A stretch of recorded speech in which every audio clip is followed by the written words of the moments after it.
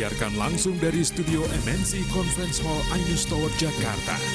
Inilah Rakyat Bersuara bersama Aiman Wicaksono.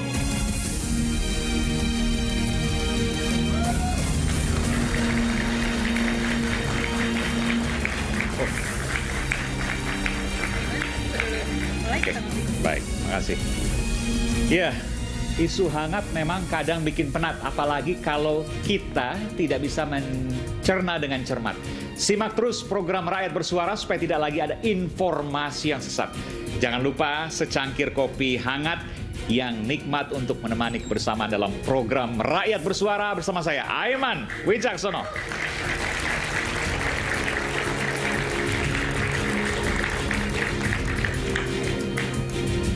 Kejutan menyeruak, Peggy bebas, Palu Hakim Tunggal Pengadilan Negeri Bandung, Eman Sulaiman, Tok membebaskan Peggy Setiawan. Peggy lepas dari seluruh jeratan hukum, status tersangkanya pun batal.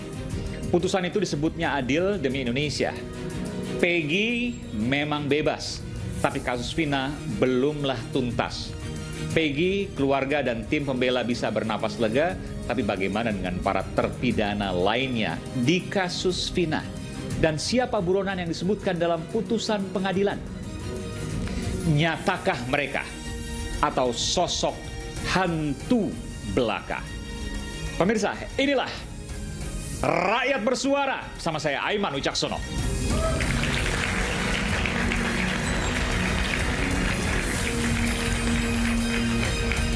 Saya tidak sendiri, saya undang ke panggung Rakyat Bersuara pengacara Peggy Setiawan. Peggy Setiawan adalah kini mantan tersangka kasus pembunuhan Vina, Tony RM. Silakan Bung Tony.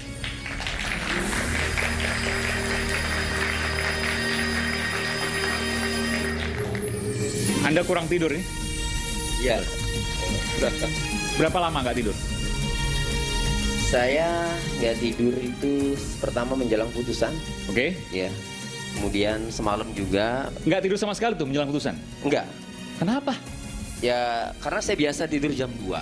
Sementara dari Indramayu ke Bandung itu perjalanan kurang lebih 3 jam. Jam 3 harus berangkat karena jam 7 itu saya udah janji banyak orang yang suka dengan Peggy, dengan kami itu sudah menunggu jam 7 pagi di Pengadilan Negeri Bandung. Iya, karena kalau sampai sana jam 8:30 keburu sidang. Oke. Ya, jadi saya harus. Jadi minggu malam nggak tidur tuh? Nggak tidur. Dan Senin kemarin, malam, ya setelah bebas, itu banyak sekali tamu di sekretariat kami di Bandung. Itu sampai malam, bahkan teman-teman media juga pada nginep di situ. Ya, jadi akhirnya tidurnya itu ya paling 2 jam. Oke, hari Senin 4-2 jam. Ya, sekarang masih bisa? Ya, sekarang saya masih bisa memenuhi sebagai apresiasi kepada Ainus yang selama ini mengawal kasus Peggy Setiawan. Terima kasih. Tapi Anda kurang tidur nggak apa kan? Karena nanti harus menjawab counter-counter dari Bung Rasman Nasution. Oh, sudah ada di otak saya itu. Oke. Luar biasa. Ya, baik, terima kasih. Terima kasih, silakan. Sebelah sana, Pak. Sebelah sini boleh, oke. Sini boleh, Bang nih. Oke, nanti saya rapikan.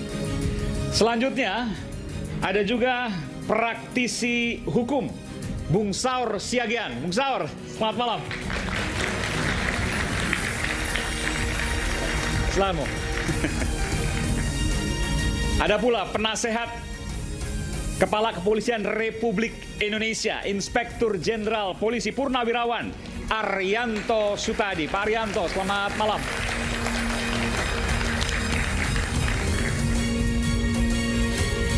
Terima kasih Pak, sehat selalu. Silakan. Dan yang selalu tidak pernah sepi komentar dari netizen, bahkan saya diminta untuk tidak mengundang lagi seorang yang ada di tengah-tengah kita. Tapi saya katakan bahwa kebenaran itu butuh keadilan. Dan keadilan bagaimanapun juga selalu butuh dua sisi. Dan oleh karenanya saya selalu mengundang Bung Rasman Arif Nasution. Selamat malam Bung Rasman. Siap. Selain itu hadir pula psikolog forensik dengan analisisnya yang tajam, Bung Reza Indragiri. Bung Reza, saya sempat berbincang dengan Anda dan Anda punya, ya, saya tidak mau katakan teori baru, tapi Anda punya pendapat yang baru terkait dengan apa yang sudah kita saksikan bersama kemarin dan hari ini. Dan tahukah Anda, hari ini adalah persis 40 hari Peggy diproses hukum. Dari 21 hari ini dengan kemarin 39, tapi maksud saya dari tanggal 21 Mei ke kemarin putusan 39, tapi hari ini itu adalah 40 hari.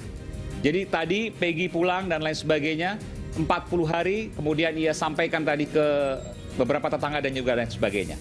Tapi intinya bahwa apa yang kita saksikan ini adalah sebuah fenomena dan pelajaran apa yang bisa kita petik, termasuk juga bagaimana nasib 7 terpidana lainnya. Kita tahu bahwa Saka Tatal sudah mengajukan PK kemarin. Bagaimana dengan 6 lainnya? Bagaimana dengan nasib-nasibnya? Tentu kita akan bahas nanti di Rakyat Bersuara tuntas. Tapi sebelumnya, kita simak dulu informasi berikut ini.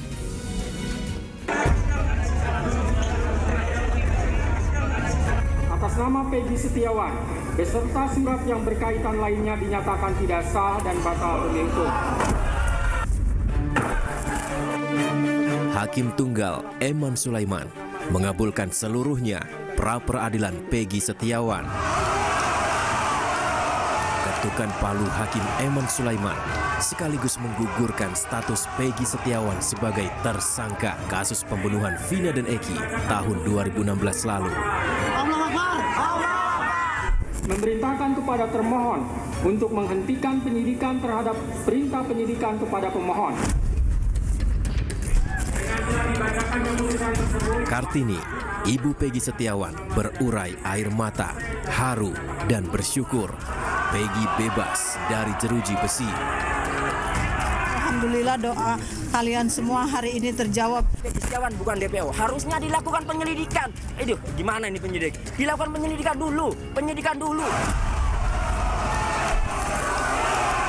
Pihak Polda Jawa Barat menyatakan akan mematuhi putusan Hakim Pengadilan Negeri Kota Bandung, Jawa Barat. Kami akan mematuhi putusan sidang pra-peradilan yang telah diputuskan oleh Hakim Tunggal pra-peradilan untuk tersangka TS. Apa yang menjadi putusan hari ini adalah putusan yang wajib hukumnya kami penegak hukum tunduk. Keluarga Vina Arsita Dewi turut menanggapi hasil putusan hakim yang mengabulkan pra-peradilan Peggy Setiawan. Sukaisi, ibunda Vina berharap polisi bisa menangkap 3 DPO pembunuhan Vina. Harapannya ibu sih ya mau mencari yang 3 DPO itu. Oh, yang 3 DPO? Iya, yang pelaku yang sebenarnya. Peggy yang melawan telah menang di pra-peradilan. Lantas, bagaimana dengan para terpidana di kasus Vina lainnya?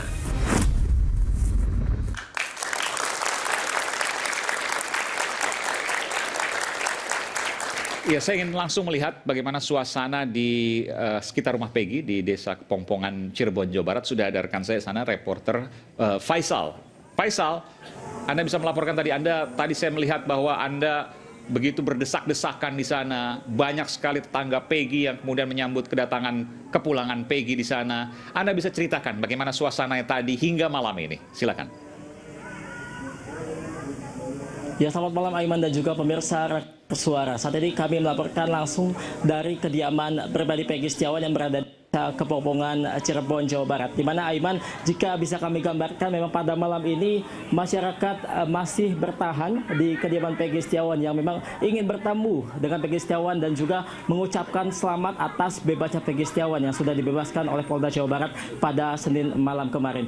Jika bisa kami gambarkan, Aiman dan juga pemirsa, saat ini masyarakat memang masih bertahan untuk bertemu dengan Peggy Setiawan yang memang saat ini informasinya sedang beristirahat terlebih dahulu.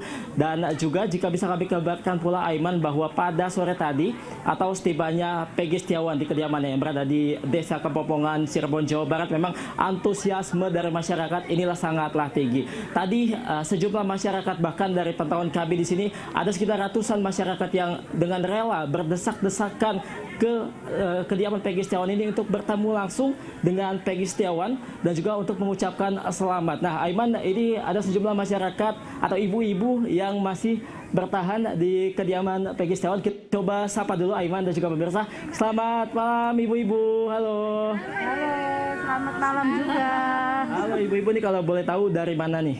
Saya dari Oke Bu, kemarin kan Hakim Tunggal Eman Sulaiman memutuskan bahwa Peggy Setiawan ini penetapan tersangkanya tidak sah. Nah, Ibu pas menonton berita ini tanggapannya gimana Bu? wah seneng banget langsung loncat. Langsung makannya langsung nangis kata ya Allah. Gitu terharu banget saat lihat Ibu Kartininya gitu ya, semua sama advokat semuanya yang itu yang 22 yang disebutin itu seneng banget itu. Karena dari awal memang ibu-ibu ini yakin ya kalau Peggy Setiawan ini bukan pelaku pembunuhan. Yakin banget gitu, yakin banget tidak bersalah. Udah tinggal yang itu DPO aja, yang nggak usah tinggal yang 7 semoga dibebaskan secepatnya, udah gitu aja ya. Oke, mungkin terkait kasus Vina dan Eki di Cirebon ini kan ibu-ibu pasti mantau nih karena di sosial media sangat banyak informasinya. Nah, untuk harapannya Bu ke pihak kepolisian untuk menyelidiki kembali kasus pembunuhan ini agar DPO atau pelaku yang sebenarnya ditangkap, harapannya apa Bu? Harapannya semoga secepatnya gitu ketemu gitu ya. Jangan apa ya menurut siapa tuh pokoknya ada 5 Peggy Setiawan, 5 harus itu didatangkan semua, harus ditanyain satu persatu ya agar proses yang mana gitu asal clear gitu. Jadi Peggy yang Cianjur juga tidak was-was gitu ke masyarakat gitu ya, apalagi sekarang Kang Deddy kan udah tes DNA gitu siapa gitu sebenarnya gitu ya. Jadi ada Peggy-Peggy yang lain juga harus diperiksa semua gitu. Oke, baik, luar biasa Ibu tampaknya sangat mengikuti perkembangan kasus ini ya Bu ya. Sampai nanti ketemu Peggy Bu. Oke, Aiman dan juga pemirsa. Demikian. Baik, terima kasih Faisal. Ini merupakan hal yang luar biasa. Sebelum saya menuju ke Peggy Setiawan, saya tahu Peggy Setiawan sudah menunggu. Tapi saya ingin sedikit saja ke Bung Tony. Bung Tony ini luar biasa. Tadi Bung Tony bisa ceritakan ada desa, koreksi kalau saya salah, Arjawinangun dan lain sebagainya. Itu desa tetangga atau apa itu? Jauh itu. Jauh, berapa kilo? Berapa jam perjalanan naik motor misalnya? Iya, jadi kalau desanya Peggy Setiawan ini kan Kepongpongan, Kecamatan Talun. Ya, kalau Arjawinangun itu jauh, Pak. Jadi 1 jam Pantura ya, dari Pantura itu ya. Kalau ke Cirebon ke sana, ya kurang lebih 30 menit lah. Oh, setengah jam. Iya, itu dan yang dari Arjawinangun. Dan nggak kenal Peggy itu? Tidak kenal. Datang saja. Datang dan termasuk bahkan di Bandung saja ya. Pada saat Peggy keluar dari tahanan, itu di depan pagar Polda Jawa Barat itu sudah banyak. Oh, dari menunggu ya. Di Polda Jabar di Bandung itu? Iya. Ada berapa? Ratusan? Ya banyak lah. Hanya saja kan karena isunya kan kabarnya jam 8 malam itu akan keluar, ternyata mundur sampai jam 10 kan. Ya, akhirnya yang simpatisan itu yang ingin ketemu Peggy itu akhirnya berangsur-angsur bubar. Tapi mereka semuanya itu hanya ingin melihat Peggy Setiawan, hanya ingin mengucapkan selamat, hanya ingin melihat, ingin tahu wajahnya itu. Jadi luar biasa itu antusias masyarakat kebebasan Peggy itu. Makanya saya ingat hakim itu mengatakan kami memutus ini bukan untuk kepentingan termohon, bukan untuk kepentingan pemohon, melainkan untuk Indonesia. Rupanya Indonesia mengharapkan Peggy Setiawan bebas begitu. Baik, ya. Nanti kita akan dalami soal itu, bagaimana statusnya juga kita belum tahu sampai sekarang ya. Nanti kita akan dalami. Tapi saya sudah bergabung bersama dengan Peggy Setiawan dan sang ibu, Bu Titin, Bu Kartini, mohon maaf, Ibu Kartini. Selamat malam, Peggy dan Bu Kartini. Assalamualaikum warahmatullahi wabarakatuh. Waalaikumsalam warahmatullahi wabarakatuh. Peggy bersama dengan Ibu Kartini sekarang sudah di rumah. Ini bukan di rumah pribadi ya, ini di rumah salah satu pengacara, betul ya? Ini rumah Ibu Yanti. Rumah Ibu Yanti. Yanti, baik. Peggy sehat-sehat sekarang, kurang tidur pasti? Alhamdulillah sehat, cuma dia sedikit kurang tidur. Kurang tidur. Berapa jam tidur semalam atau kemarin sebelum putusan? Nggak bisa tidur pasti? Kemarin 2 jam Bang. Sebelum keputusan itu nggak bisa tidur. Langsung diserbu media. Nggak bisa tidur. Waktu minggu malam berarti nggak tidur sama sekali itu. Ya itu sedikit sih cuma 1 jam mungkin tidur cuma sholat subuh. 1 jam. Ya. Peggy 39 hari ya, 21 Mei sampai tanggal 8 Juli kemarin. Saya hitung coba itu 39 hari kurang lebih diperiksa sampai kemudian ditahan.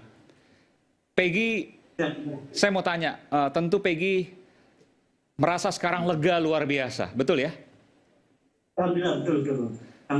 Waktu di dalam tahanan Peggy begitu terusik karena Peggy merasa tidak bersalah pada waktu itu, tapi kemudian dilakukan proses hukum, betul? Betul. Saya ingin tanya dulu dari prosesnya, sebelum proses penangkapan. Waktu Peggy dihadirkan pada saat konferensi pers beberapa waktu lalu, Peggy dengan beraninya berteriak, saya tidak bersalah, saya siap mati. Apa yang ada di benak Peggy waktu itu? Peggy berani sekali di tengah proses hukum, di tengah banyaknya petugas kepolisian, waktu itu Peggy teriak dengan luar biasa. Dan kemudian ada beberapa petugas yang juga mencoba untuk menutup mulut Peggy. Peggy bisa ceritakan saat itu?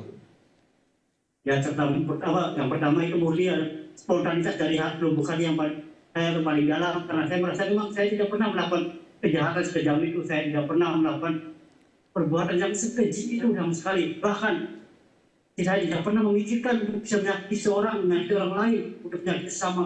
Jadi ketika pihak kepolisian menyebutkan seperti itu, maka hati saya sudah hancur. Apalagi saya melihat foto keluarga saya dibawa-bawa, terus nama baik kata martabat keluarga saya dihancurkan. Itu benar-benar batin saya bergejolak.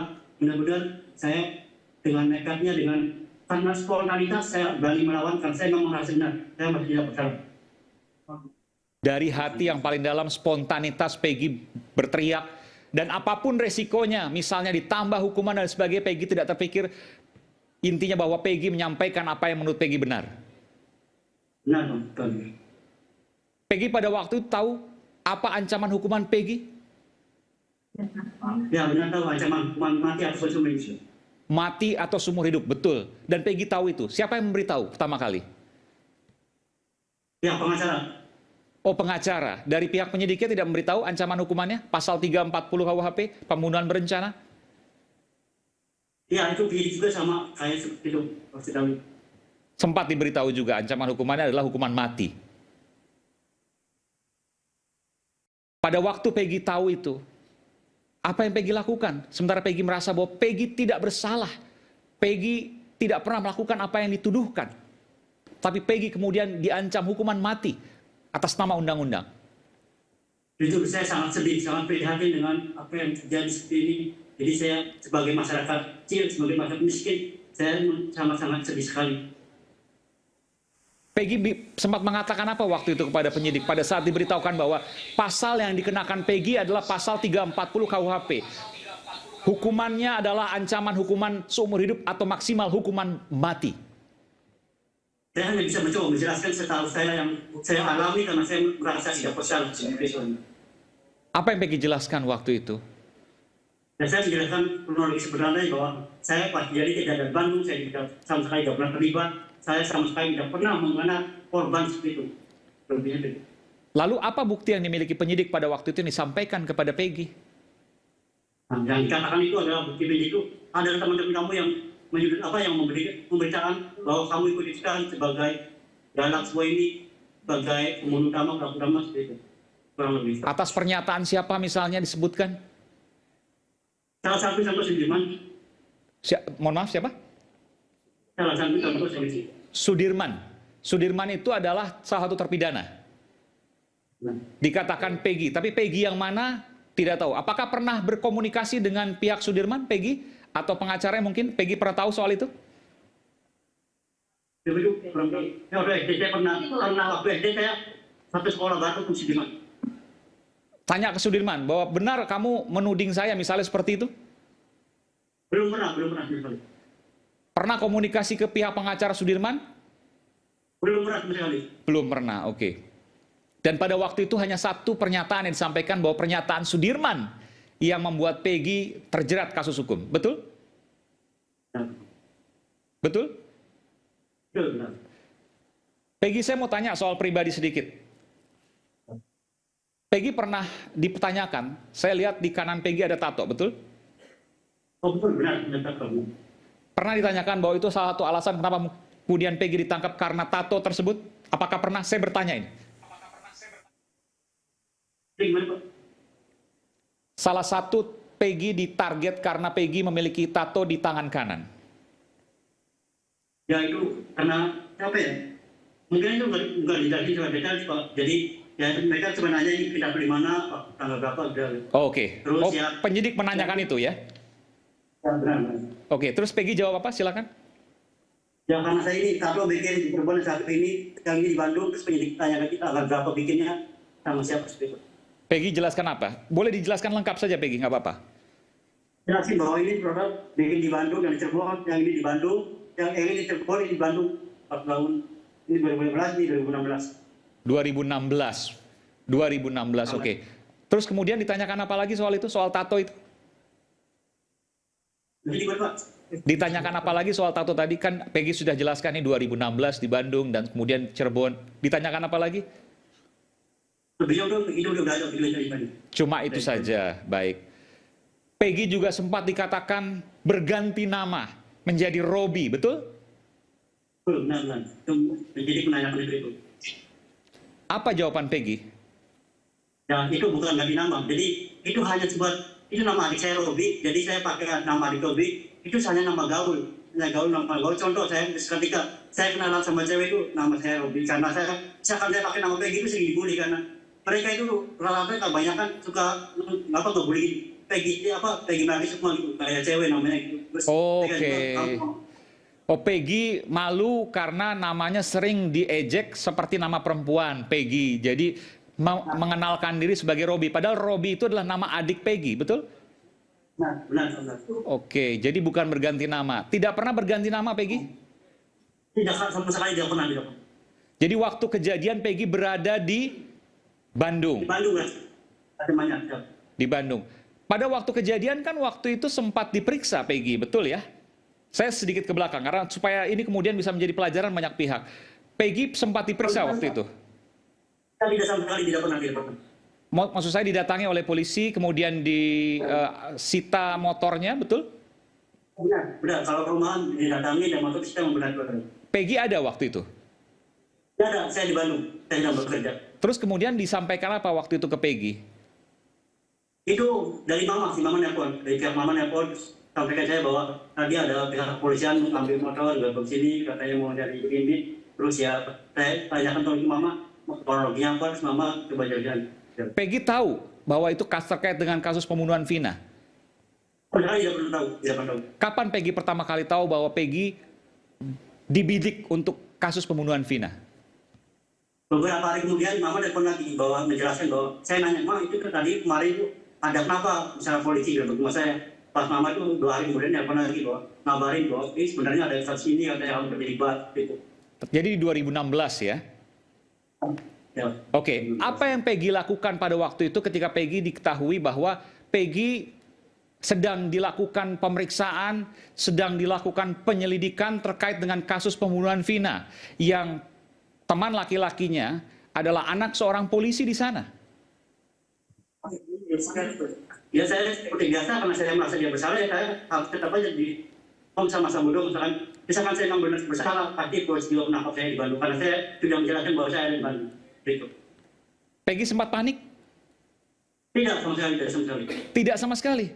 Kenapa? Karena saya masih tidak bersalah. Walaupun motor Peggy disita dan lain sebagainya, kemudian rumahnya digeledah, diperiksa, Peggy sama sekali tidak panik pada waktu itu karena Peggy yakin tidak melakukan apapun. Tidak ada pun yang satu pun dilakukan oleh Peggy untuk membela diri, misalnya Peggy menghubungi kawan dan lain sebagainya, kenalan dan lain sebagainya, atau mungkin orang yang mengetahui soal hukum.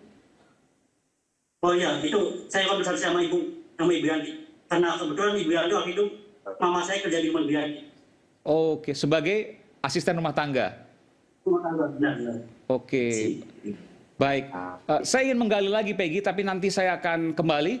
Saya akan jeda dulu sejenak. Peggy dan Ibu Kartini mohon di sana. Ada beberapa pertanyaan lagi yang saya ingin tanyakan kepada Peggy. Kita akan segera kembali saat lagi. Tetaplah bersama kami, Rakyat Bersuara.